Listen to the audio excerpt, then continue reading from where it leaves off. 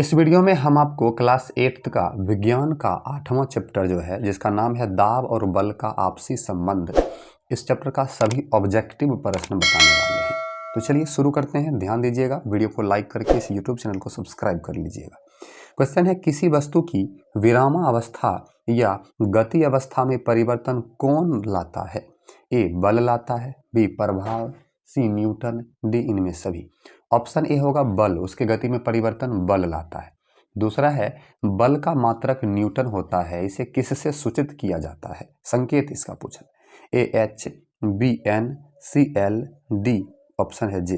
तो इसका option B होगा एन, एन मतलब न्यूटन, न्यूटन से इसको सूचित करते हैं।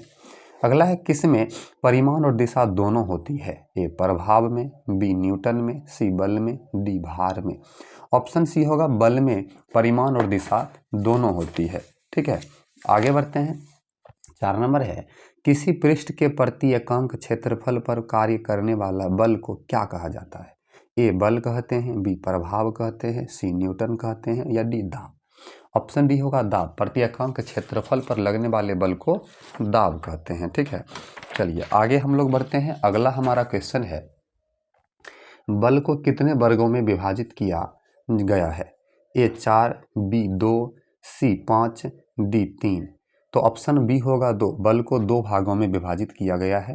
अगला है, पृथ्वी द्वारा सभी वस्तुओं पर लगाया गया आकर्षण बल कौन सा बल होगा?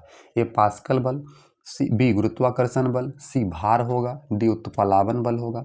तो पृथ्वी किसी वस्तु पर जो बल लगाता है उसको गुरुत्वाकर्षण बल कहते हैं। ऑप्शन बी सही होगा। ठीक है, 6 नंबर है, पदार्थों द्वारा लगाया गया दाब किसके कारण होता है? ए किलोग्राम के, बी न्यूटन के, सी भार के, डी इनमें से कोई नहीं। देखिए ऑप्शन सी होगा भार के, पदार्थों द्वारा लगाया गया दाब भार के बराबर होता है। 10 नंबर है, तरल द्वारा ऊपरी मुखी बल कौन सा है?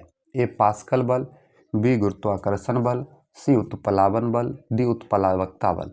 तो ऑप्शन डी होगा उत्प्लावकता बल। ठीक है, तरल द्वारा ऊपरी मुखी बल को उत्प्लावकता बल कहेंगे। अगला है, क्षेत्रफल बढ़ाकर किसका मान घटाया जा सकता है? ए बल का, बी दाब का, सी चौड़ाई का, डी वेग का। तो क्षेत्रफल बढ़ाकर जो है ऑप्शन बी दाब का मान घटाया जा सकता है। हवाई क्षेत्रफल पर कार्य करने वाला बल कौन सा है? ए बल, बी प्रभाव, सी न्यूटन, डी दाब। तो हवाई क्षेत्रफल पर कार्य करने वाला बल ऑप्शन डी होगा दाब कहलाएगा। 8 है, जल या द्रव द्वारा ऊपर की ओर लगने वाला धक्का को क्या कहा जाता है? ए पास्कल बल, बी गुरुत्वाकर्षण बल, सी भार, डी उत्प्लावन बल। तो जल या द्रव द्वारा ऊपर की ओर लगने वाला धक्का को ऑप्शन डी उत्प्लावन बल कहते हैं। 12 नंबर है, इकाई क्षेत्रफल पर लगने वाले वायुदाब कौन सा है? ए पास्कल बल, बी गुरुत्वाकर्षण बल, सी भार, डी उत्प्लावन बल।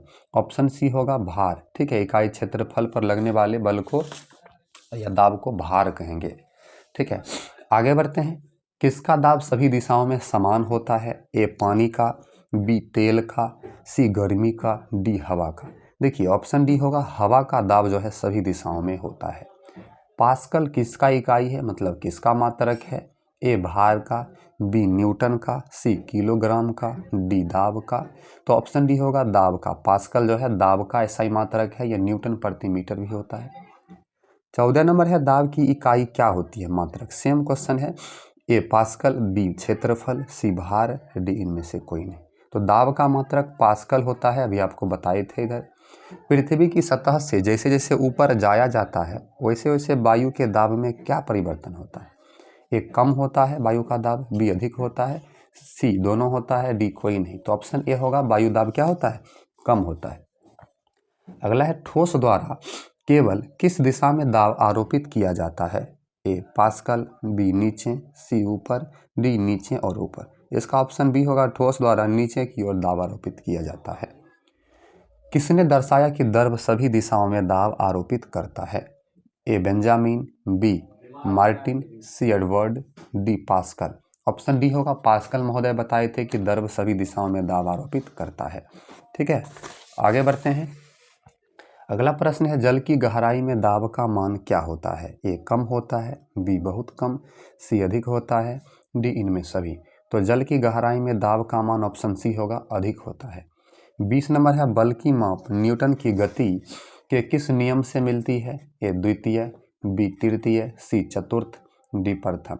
तो बल की माप जो है न्यूटन के गति के द्वितीय नियम से मिलती है, ठीक है, द्वितीय नियम से। और लास्ट प्रश्न है आपका कि द्रव में दाब की माप किससे किया जाता है? ए पास्कल, बी मैनोमीटर, सी हार्वेस्टर, डी इनमें से कोई नहीं। ऑप्शन बी होगा मैनोमीटर से। तो इस वीडियो में हमने आपको 8 नंबर का चैप्टर पूरा समझाया है। वीडियो अच्छी लगी तो लाइक करके आप इस यूट्यूब चैनल को सब्सक्राइब कर लीजिए। Thanks for watching. अगले वीडियो में मिलते हैं। धन्यवाद।